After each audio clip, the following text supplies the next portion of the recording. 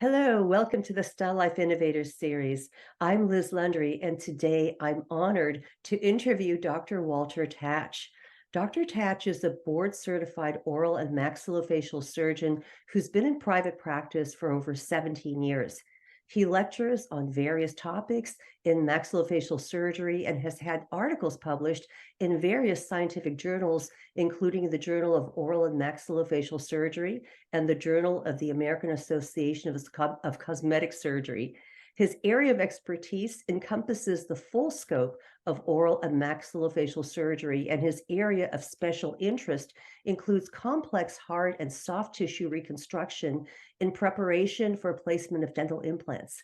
Dr. Tatch has devoted his career to excellence in patient care and patient comfort.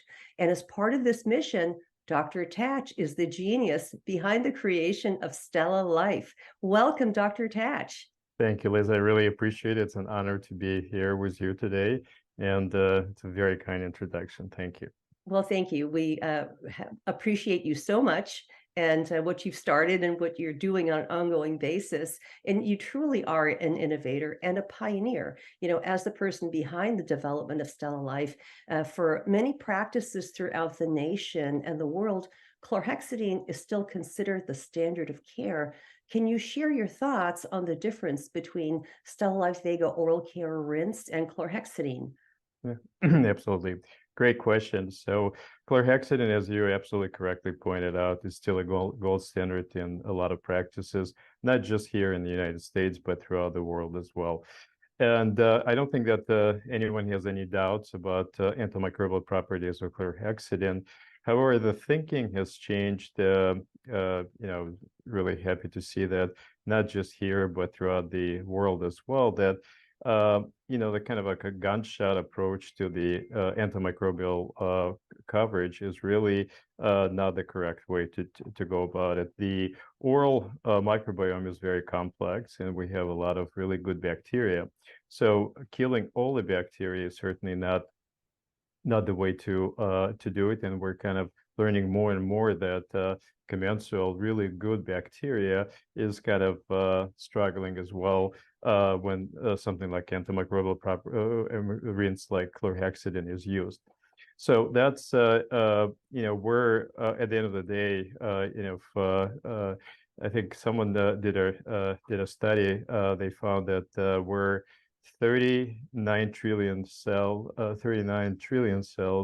of essentially microbes. Okay, so and then 30 trillion cells of the human cells. So we're only 43% humans, and the rest is 57% is really microbiome of different microorganisms. So really preserving the good ones and really concentrating on that is really important. So that's really what antimicrobial control of post-operative is all about at this point in time, really concentrating on killing the bad actors, so to speak, and then concentrating on preserving the good ones.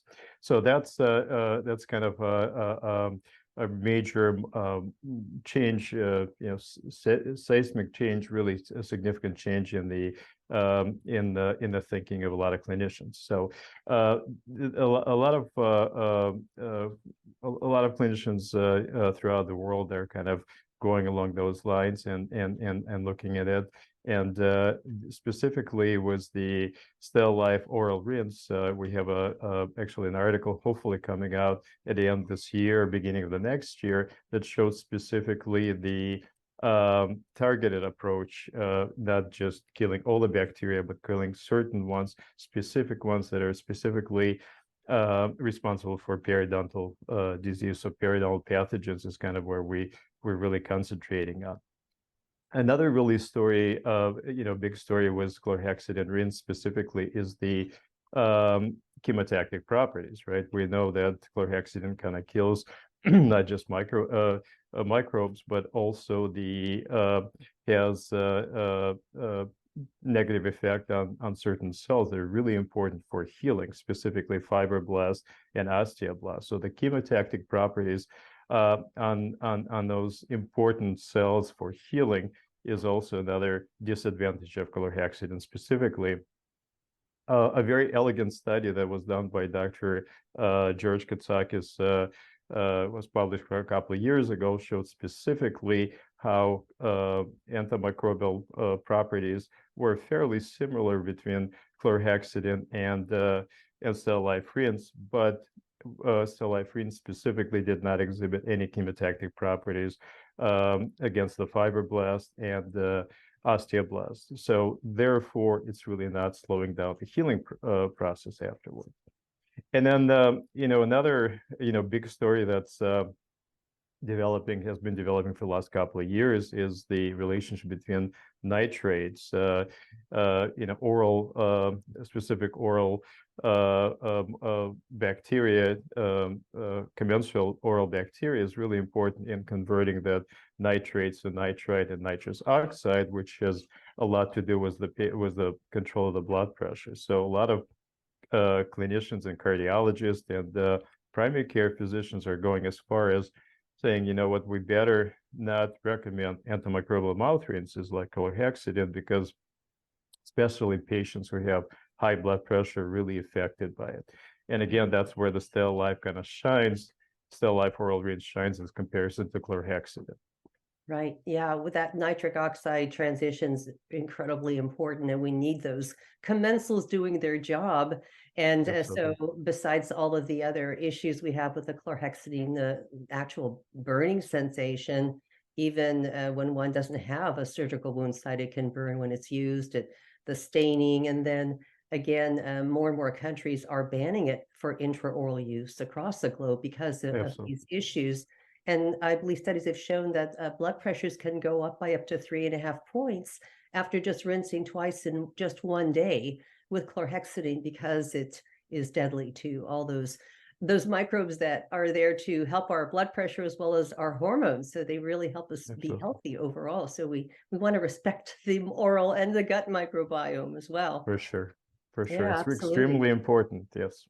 Yeah. And it's a really paradigm shift, as far as the thinking, even the in oral surgery, we're kind of surgeons were kind of the last to adapt those big changes, but the changes are occurring too. We're learning that not all the microbes have to be killed, and that this importance of really good bacteria is extremely important, I think, and it's going to be, as we're learning more, I think it's going to be more and more will become mainstream. Yeah, it's definitely an emerging field, and we're seeing some fascinating studies coming out. So I'm excited to see the ongoing research. We're learning so much. So there are so many applications of the StellaLife line of products. When do you recommend the use of StellaLife to your patients, including different procedures that you may do, different cases or conditions that patients may have? Sure.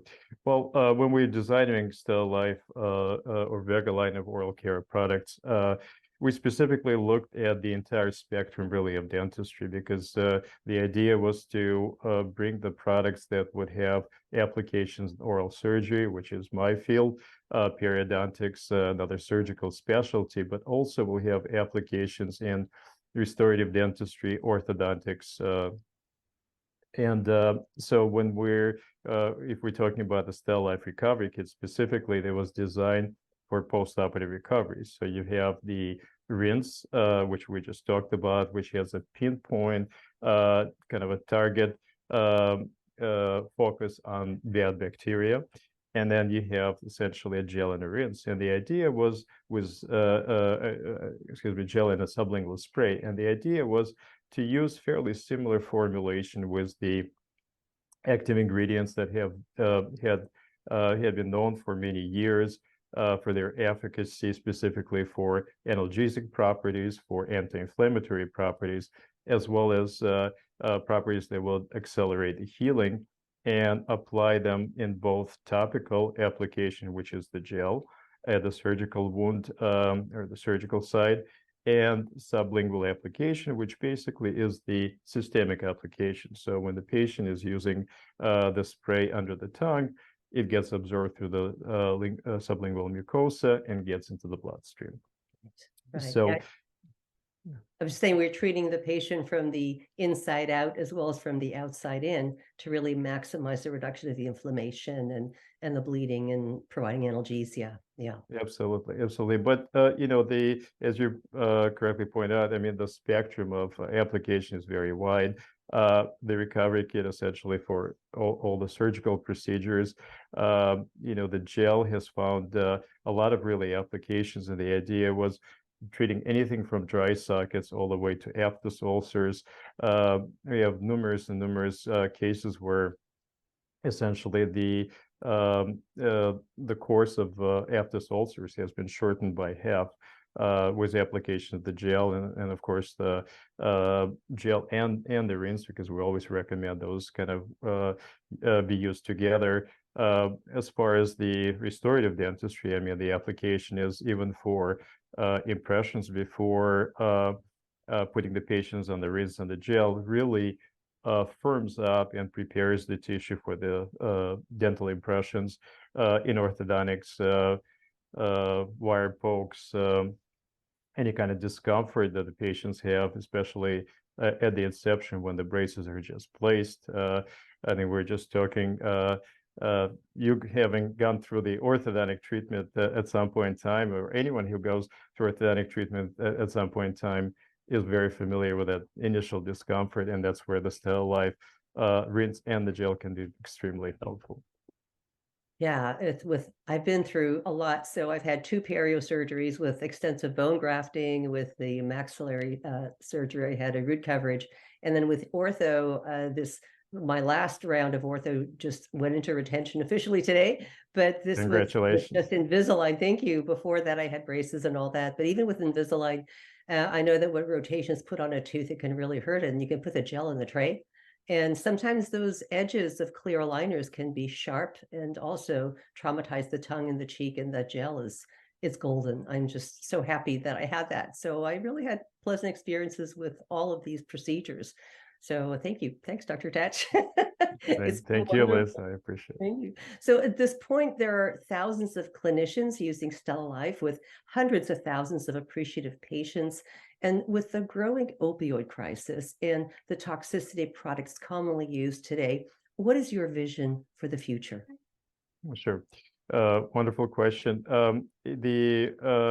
Specifically when we're talking about the opioid crisis, and we at StellaLife have been talking, for the last probably 6-7 years, because as as a clinician personally, I've seen it, firsthand. We're prescribing, if you think about specifically my field, oral surgery, we're prescribing first time opioids, to the patients after having wisdom teeth taken out. So a lot of times, a lot of those teenagers are actually having their first experience with opioids at the age of 17, 18 years.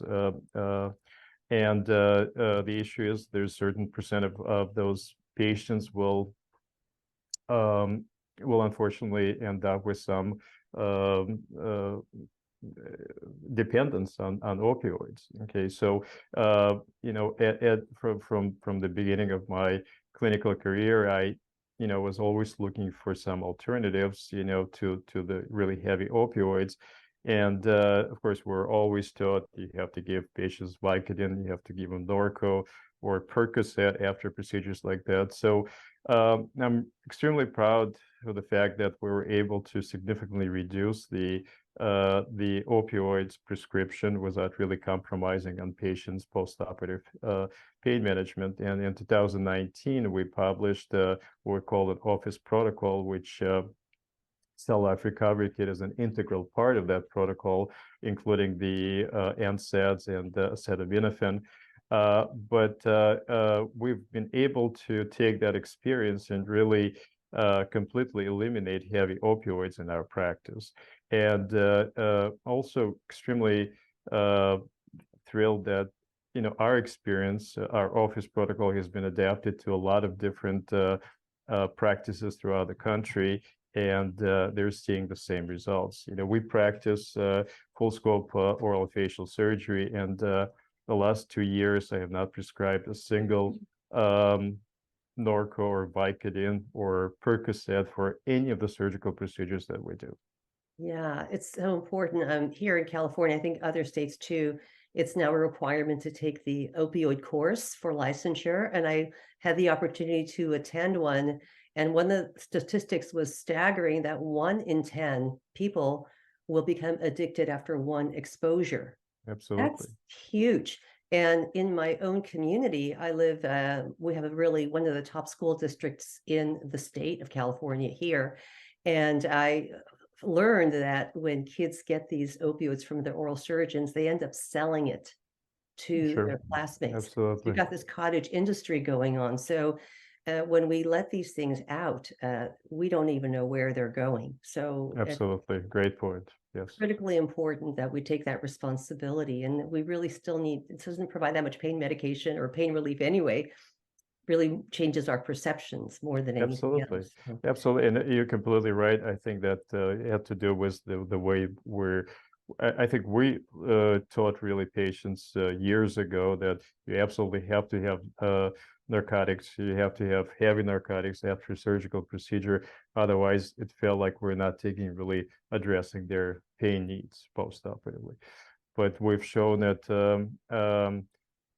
in the last 5, 6 years that we can do it very effectively without having to resort to really heavy opioids. yeah, absolutely.